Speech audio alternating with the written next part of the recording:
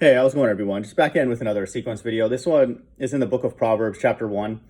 And so I have other sequence videos that are in the book of Proverbs. And so I would highly recommend checking out that video. I'll link it below.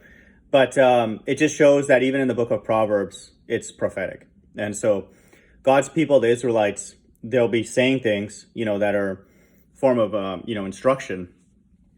But there's, even what it says here, there's riddles in it, and then there's prophecy. And so that's why the testimony of Jesus is the spirit of prophecy, according to Revelation 19:10. That's been the case every time throughout human history. And so here in Proverbs, it's prophetic, and it honors the end times. And it just shows that, again, everything really in the Bible is leading towards the last days, and the kingdom of heaven being established. So it's absolutely amazing. I was reading this to prepare for a lesson or a future live stream, which I'm going to use this as the chapter to focus it on.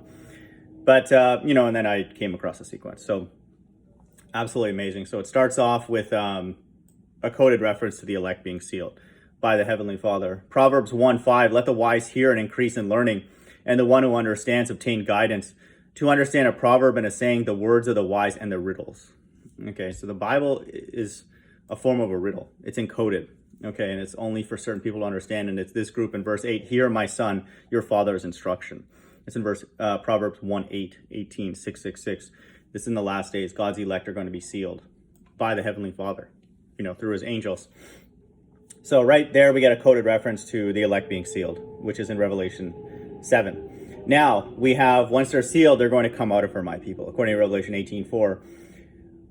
Proverbs 1:15, my son, do not walk in the way with them. Hold back your foot from their paths, so come out. Okay, don't go along with them. They're going to try and entice you. That's what it says here. And so don't go along with them.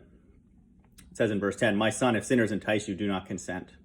Okay, if they say, come with us, let us lie and wait for blood. Let us ambush the innocent without reason. Okay, we see what this narrative's going on. And so don't. That's what it says. Okay, and so only the group that, like it said there, hear my son, your father's instruction. This voice comes from heaven, according to Revelation 18:4. So that's the group that's going to do that. So there, now we have the response to being sealed is to come out of her, my people. Now we have a coded reference to salvation. This is in Proverbs 1:24, 2:4, 44. And if you have Proverbs 1:44, literally. So this is the position of this verse. Because I have called and you refuse to listen, have stretched out my hand and no one has heeded. So, but in the last days, this is going to be reversed, and then this is literal, because I have called, so the chosen have stretched out my hand. Okay, and this is salvation. And again, the verse positioning to me is absolutely amazing. It's in 1:24, 1:44. Now, after the elect are taken away, you have a time of great tribulation. Verse 26, 66. I also will laugh at your calamity and I will mock when terror strikes you. Okay. Now, after that's done, we have a coded reference to Christ returning with his elect. This is in verse 27. When terror strikes you like a storm and your calamity comes like a whirlwind. This is a reference to Isaiah 66:15. He's going to return with chariots like a whirlwind. When distress and anguish come upon you. That's in verse 27:14. That's with God's elect. Verse 28. Then they will call upon me, but I will not answer. They will seek me diligently, but will not find me, because they hated knowledge and did not choose the fear of the Lord.